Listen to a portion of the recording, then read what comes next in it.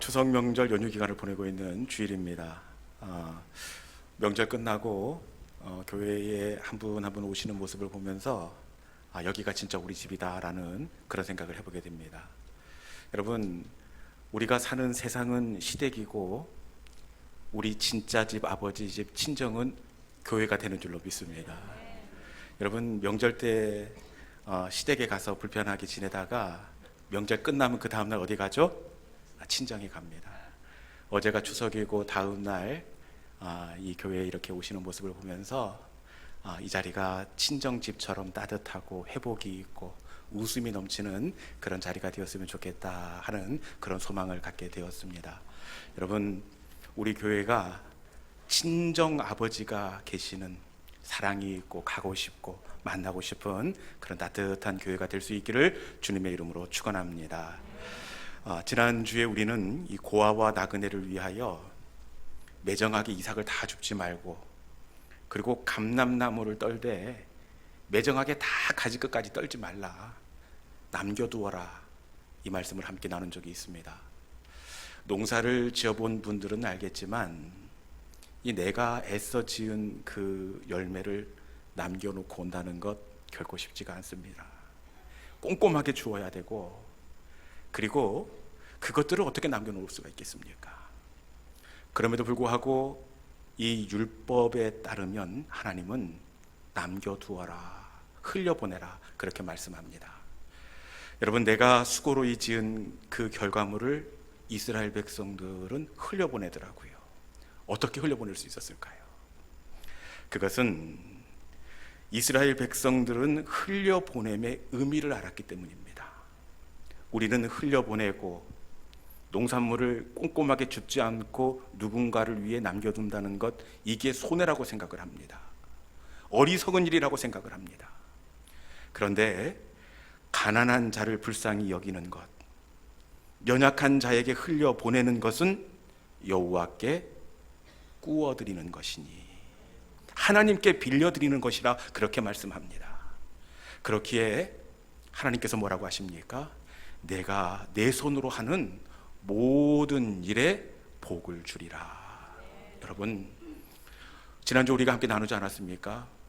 보리쌀 한 대박 주고 그 보아스가 이세를 얻어요. 여러분, 우리가 적은 것으로 흘려보내지만 우리 하나님 그것을 귀하게 여기시고 우리가 상상도 못했던 하나님의 방법으로 좋은 것으로 채우시고 갚아주시는 그 보람이 있는 흘려보냄이 될 줄로 믿습니다. 저는 여러분들이 손을 활짝 펼 수 있기를 바랍니다. 그리고 흘려보내고도 부담이 없을 정도로 넉넉한 복을 받을 수 있기를 주님의 이름으로 축원합니다. 그래서 우리가 잘 살아야 되는 이유는 내가 나를 위함이 아니라 하나님, 제 마음에 감동이 있을 때에 부담 없이 그것들을 나누고 흘려보내고 싶습니다. 그렇기에 하나님, 내 자녀를 잘되게 해주시고 우리 집에 복을 주옵소서. 우리가 복받아야 할 중심이 거기에 있어야 하는 줄로 믿습니다. 이 시간 하나님께서 복된 자리에 나온 여러분들에게 하늘 보고를 여시고 귀하고 좋은 것으로 넉넉하게 채워주는 이 자리가 될 수 있기를 주님의 이름으로 축원합니다. 오늘 본문은 야곱에 관한 이야기입니다. 형 에서가 20년 만에, 헤어진 지 20년 만에 이 동생 야곱을 만나러 오는데, 그냥 식구들 몇 명 데리고 추석에 고향집 동생 만나러 가듯이 그렇게 올 줄 알았더니 앞선 본문에 보니까 400명의 무장된 군인을 대동하고 야곱을 만나고 오고 있다, 이렇게 되어 있습니다. 그래서 그런지 형이 온다는 소식을 들은 야곱이 어떤 마음입니까? 7절 말씀해 보니까 심히 두렵고, 두려운 것이 아니라 어떻게 두렵다고요? 심히 두렵고. 형님이 오시는데 이 불안한 정도가 아니라 심히 두렵고, 그리고 이어지는 말씀에 보니까 답답하여라고 되어 있습니다. 답답하여.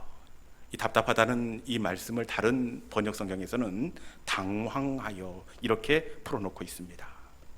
심히 두렵고 형님이 오시는데 어쩔 줄을 몰라 하며 이 당황해 하고 있습니다. 이 표현들을 통해 야곱이 지금 형님 앞에서 어떤 마음 가운데 있는지 우리가 읽어낼 수가 있습니다. 여러분, 형님이 오시는데 반가워야 하는 것 아닙니까? 왜 야곱이 이렇게 불안해하고 당황해하고 어려워하고 있습니까?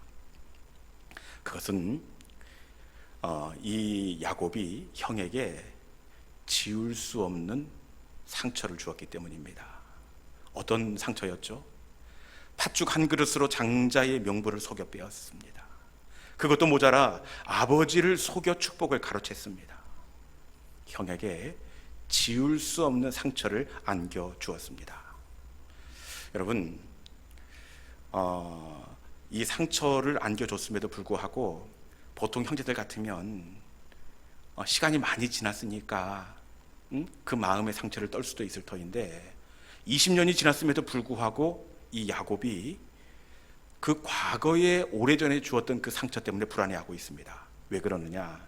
그것은 야곱이 형님의 기질을 알기 때문에 그래요. 형에서는 직업이 뭐죠? 사냥꾼입니다. 아주 즉흥적이고 다혈질적인 사람이 바로 에서입니다. 또 즉흥적일 뿐만 아니라 뒤끝이 장난 아닙니다. 한번 끝난 일이면 그래 동생 덮어둘 수도 있는데 이 에서는 축복을 가로챈 동생의 실수를 끝까지 물고 늘어지는데, 에서가 야곱이 지나갈 때마다 어떤 이야기를 합니까? 못 들어보셨죠? 제가 어젯밤에 듣고 왔는데 에서 눈빛이 장난 아닙니다. 마치 먹잇감을 노려보는 그 맹수처럼 이렇게 막 흘겨보면서 아버지를 곡할 때가 가까웠은즉 내가 내 아우를 죽이리라. 아버지가 돌아가시기만 하면 반드시 몇 배로 갚아주겠다. 이런 이야기를 하는 겁니다. 야곱은 당시 자기를 향해서 보냈던 그 혈기의 눈빛을 단 하루도 잊어본 적이 없습니다. 이런 형님이 400명의 중무장한 군인들을 거느리고 지금 야곱을 만나러 오고 있습니다. 이것은 동생을 만나러 오는 겁니까? 아니면 20년 전에 원수를 갚기 위해서 형님이 오는 겁니까? 원수 갚기 위해서 오는 겁니다. 형 에서가 복수하러 온다는 것을 직감한 야곱이 이 나름의 대비를 해야 될 터인데 그 마음을 풀 수 있는 방법이 뭐가 있겠습니까? 지금 야곱이 쓸 수 있는 그 방법이 많지 않습니다.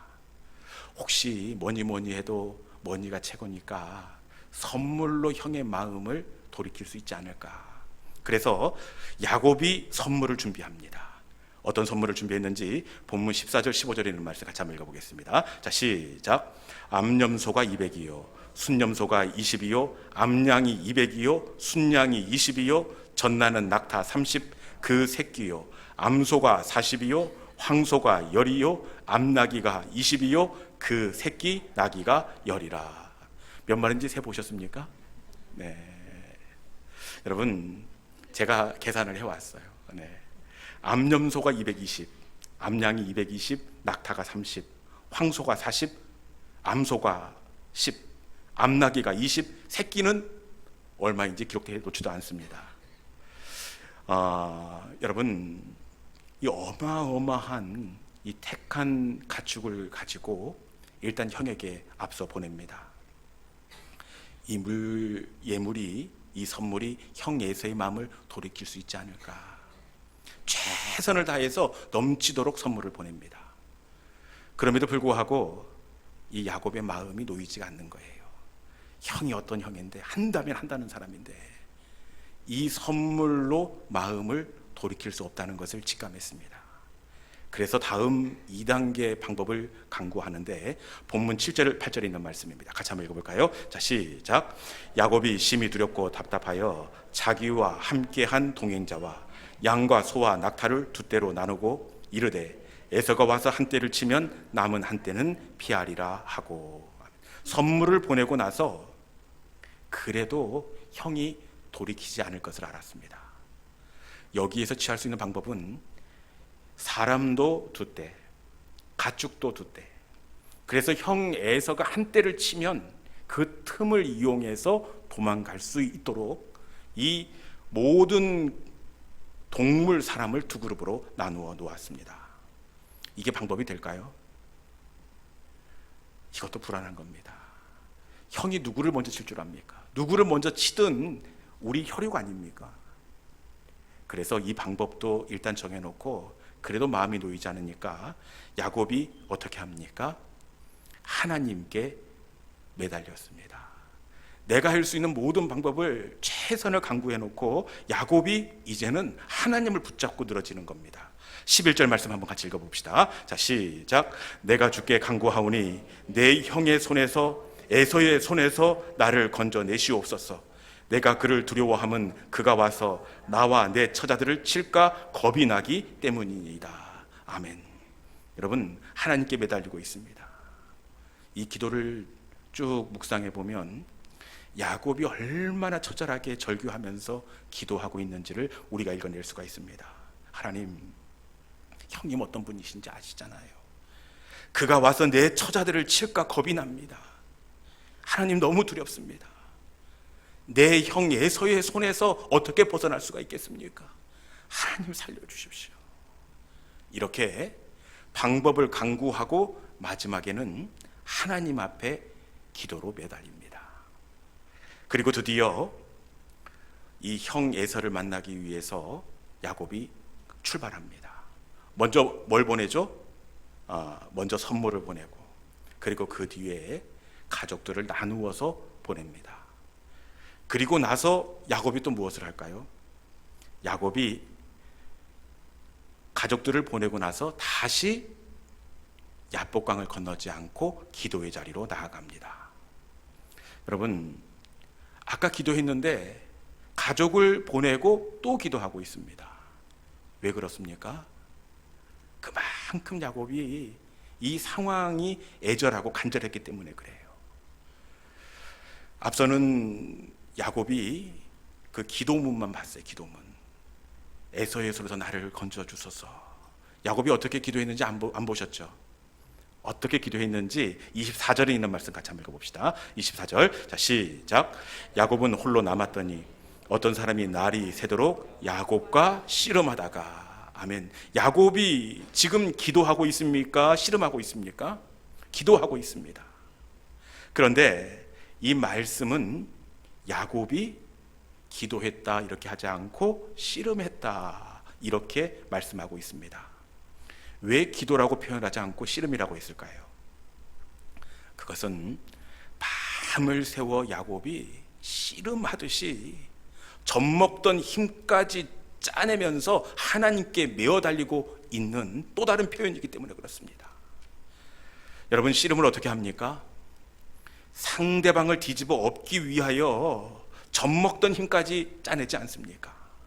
야곱은 지금의 상황을 뒤집기 위해 밤이 맞도록 씨름하도록 그렇게 울면서 하나님께 매달리고 있다라는 겁니다. 여러분, 밤새 그 기도는 한 가지입니다. 하나님, 살려주십시오. 하나님, 잘못한 것이 있다면 제가 형을 속인 겁니다. 제 잘못입니다. 저 어린 것들이 무슨 잘못이 있습니까? 하나님 살려주십시오. 하나님 살려주십시오. 밤이 맞도록 씨름하듯 한 가지 기도의 제목을 가지고 하나님 앞에 메어 달리며 부르짖었습니다. 그 결과 하나님께서 어떻게 하십니까? 야곱에게 응답해 주십니다. 야곱에게 내가 이길 것이다 이렇게 응답해 주십니다. 본문에는 실제로 야곱아 너가 이길 것이다 이렇게 말씀하시지는 않고 이 은유적으로 야곱의 이름을 바꾸어 주십니다. 야곱 이름을 뭘로 바꿔주죠? 이스라엘. 하나님과 겨루어 이긴 자. 하나님이 이기게 하신다. 이름을 바꾸어 야곱에게 약속해 주셨습니다. 여러분, 그런데 이긴다고 이름까지 바꿔 주셨기에 야곱을 이기게 하려면 어떻게 해야 합니까? 형 에서의 마음을 돌이켜 다시 그 집으로 돌아가게 하시던지, 하나님이 야곱을 이기게 하시려면 기가 막힌 그 피할 방법을 생각나게 하셔서 그쪽으로 그 야곱이 위험을 벗어날 수 있게 해 주셔야 합니다. 그런데 하나님은 이스라엘, 너가 이기게 될 것이다, 이렇게 말씀하셔놓곤 그 이김의 결과 어떻게 하나님께서 상황을 몰고 가시느냐? 피할 길 아니면 에서의 마음을 돌이켜주시는 것이 아니라 우리 25절에 있는 말씀 같이 한번 읽어봅시다. 하나님께서 야곱에게 그 이긴다고 하시고 어떻게 하시는지 25절에 있는 말씀 같이 읽습니다. 자, 시작. 자기가 야곱을 이기지 못함을 보고 그가 야곱의 허벅지 관절을 치매 야곱의 허벅지 관절이 그 사람과 씨름할 때에 어긋났더라. 아멘. 하나님께서 이긴다 말씀하셨는데 어떻게 하셨습니까? 야곱의 허벅지 관절을 치심에 어긋났더라. 여러분, 이 허벅지 관절이 어디입니까? 이전 그 한글 성경에 보니까, 개역 한글판에 보니까 허벅지 관절, 환도뼈 이렇게 되어 있습니다. 하나님께서 야곱을 이기게 하시겠다 말씀하시고는 환도뼈를 쳤습니다. 환도뼈, 백과사전에서 찾아보니까 엉덩이 양쪽에 움푹 들어간 자리에 위치해 있으며 기능은 척추와 다리를 연결해줘 몸을 꼿꼿하게 세워주는 역할을 한다, 이렇게 되어 있습니다. 여러분, 이 환도뼈는 여러 뼈들이 있지만 가장 중요한 뼈입니다. 상체와 하체를 연결해주고 있습니다. 이 환도뼈에 문제가 생기면 중심이 무너지게 되어 있고 정상적인 보행이 불가능하게 되어 있습니다. 여러분, 하나님께서 이기게 하신다고는 말씀하셔놓고는 그 환도뼈를 쳐서 이 환도뼈가 위골되게 하셨습니다. 이거 이긴 겁니까? 진 겁니까? 야곱의 인생이 끝난 겁니다. 세운 계획도 어떻게 시도해 볼 수도 없고 에서가 칼로 치면 그대로 앉아서 당할 수밖에 없습니다. 여러분, 환도뼈를 치신 것은 이기는 것이 아니라 누가 봐도 지는 겁니다. 환도뼈를 쳐놨으니 야곱이 무엇을 할 수 있겠습니까? 이기는 것이 아니라 누가 봐도 지는 인생이고 아무런 소망이 없는 인생이 되고 말았습니다. 그런데 환도뼈가 위골된 이후에 야곱이 어떻게 되었습니까?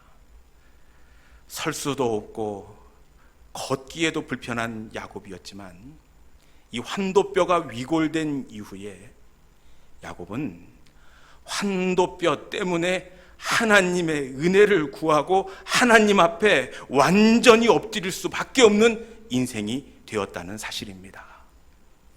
여러분, 이제 환도뼈가 위골되었으니 어떻게 했겠습니까?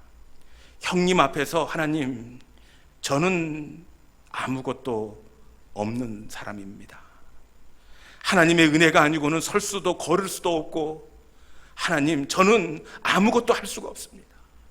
하나님의 은혜가 아니고는 어떻게 할 수가 없습니다.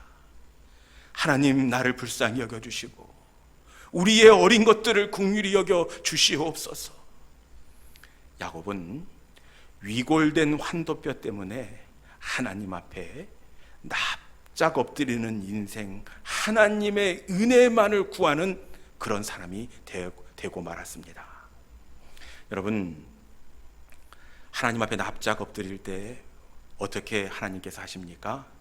우리 33장 4절 있는 말씀 같이 한번 읽어봅시다. 33장 4절입니다. 자, 시작. 에서가 달려와서 그를 맞이하여 안고 목을 어긋맞추어 그와 입맞추고 서로 우니라. 아멘.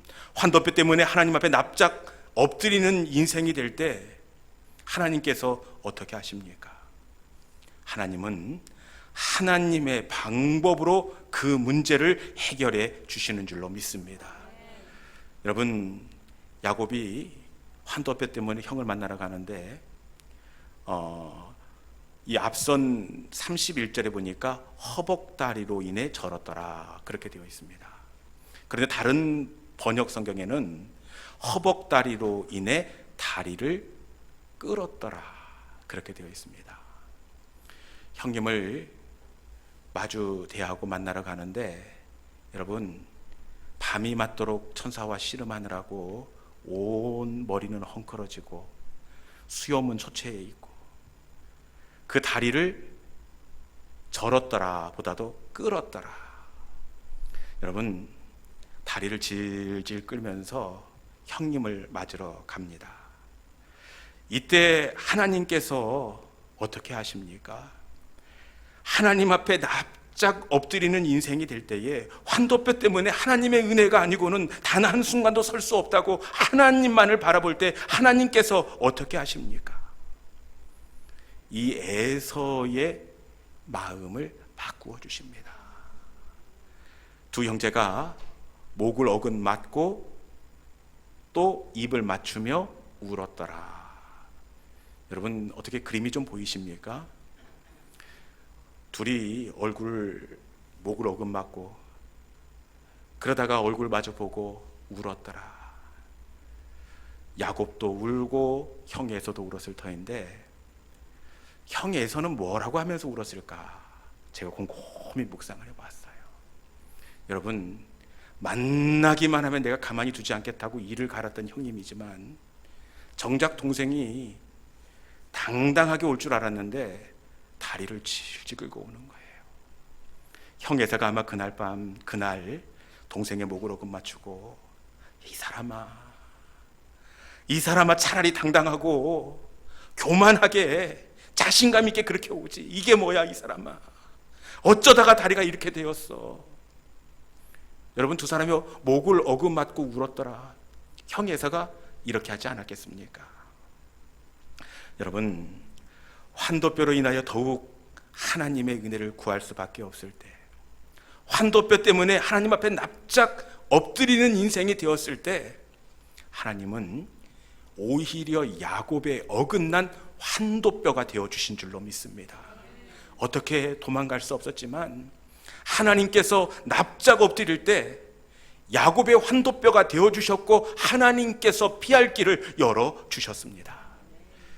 이날 이후로 야곱이 어떤 삶을 살았을 것 같습니까? 형 에서 만나고 그리고 시간이 지나서 환도뼈가 다시 붙었을까요? 사실 요즘도 이 환도뼈, 특히 이 고관절에 문제가 생기면 상당히 치료 시간이 길고 생활하는 데 불편함이 있습니다. 그런데 야곱 당시에는 이 환도뼈가 한번 상하면 그걸로 끝입니다. 이날 이후로 야곱이 어떤 삶을 살았는지는 이후에 이 야곱이 요셉을 만나러 애굽에 가지 않습니까? 총리 애굽이 아버지 야곱을 바로에게 소개해 줄 때 아버지가 어떤 이야기를 합니까? 내가 험악한 세월을 보냈나이다. 혹시 이 고백 들어보셨습니까? 험악한 세월을 보냈나이다. 아마 야곱은 이날 어긋난 환도뼈 때문에 이 녹록지 않은 그런 삶을 살았을 것입니다. 그런데 험악한 세월 속에는 험난하고 힘들고 고통스러웠던 시간의 고백만 들어있는 것이 아니라, 여러분, 이 환도뼈 때문에 어렵고 힘들었지만 그때마다 하나님 앞에 납작 엎드릴 때에 위태했지만 자신의 인생 전체를 통틀어 모자람이 없었다는 고백이 이 안에 담겨져 있는 줄로 믿습니다. 위축되고 두려울 때마다 이 야곱은 하나님 앞에 납작 엎드리는 인생이 되었습니다. 이 환도뼈로 인하여 어렵고 힘든 시간들이 찾아올 때마다 내 힘으로 되지 않을 때마다 하나님 앞에 납작 엎드렸다는 겁니다. 그때마다 하나님은 넘치는 은혜는 아니지만 모자람이 없는 일용할 은혜로 야곱을 채워주시고 험악한 세월이지만 결코 넘어지지 않고 그 사명의 시간들을 감당하게 하셨다는 사실입니다. 여러분,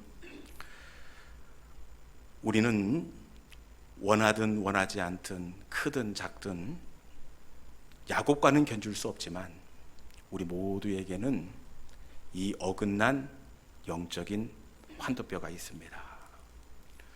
여러분의 환도뼈는 무엇입니까?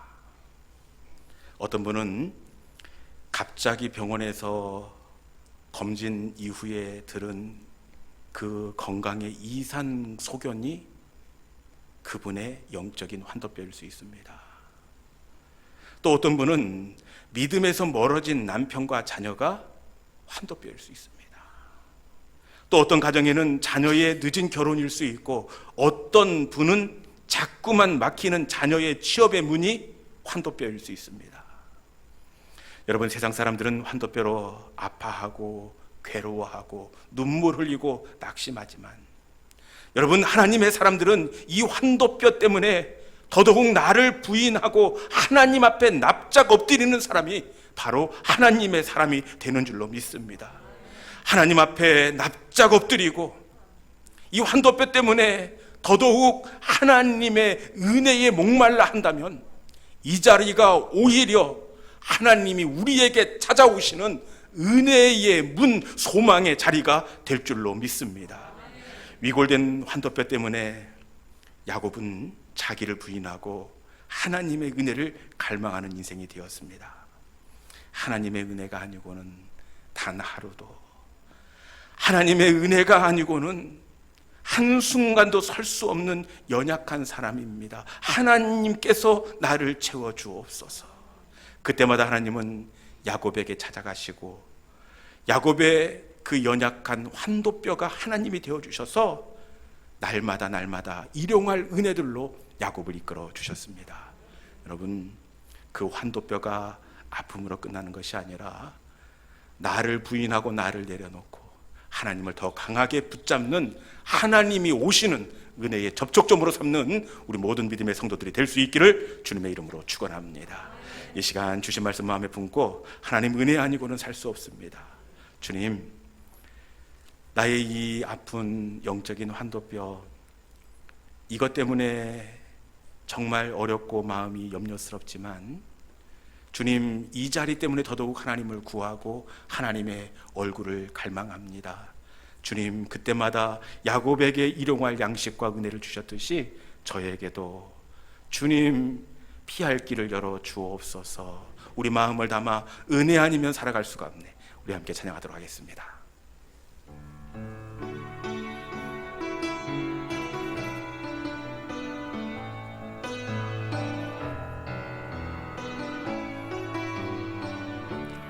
은혜 아니면 살아갈 수가 없네.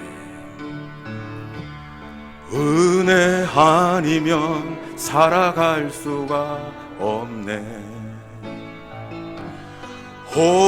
호흡마저도 다 주의 것이니, 세상 평안과 위로 내게 없어도 예수, 오직 예수뿐이네. 은혜 아니면 살아갈 수가 없습니다.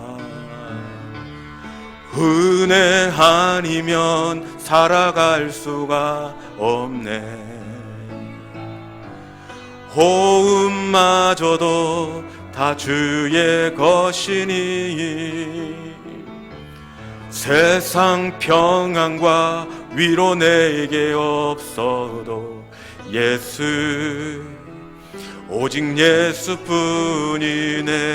그 신계획 다 볼 수도, 그 신계획 다 볼 수도 없고, 작은 고난에 지쳐도 주께 묶인 나의 모든 삶 버티고 견디게 하시네. 은혜 아니면 살아갈 수가 없네. 나의 모든 것 다 주께 맡기니,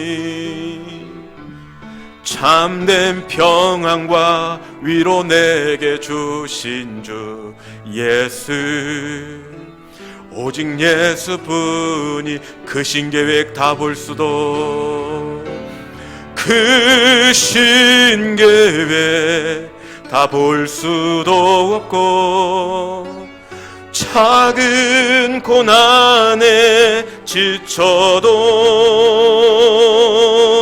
주께 묶인 나의 모든 삶 버티고 견디게 하시네. 은혜 아니면 살아갈 수가 없네.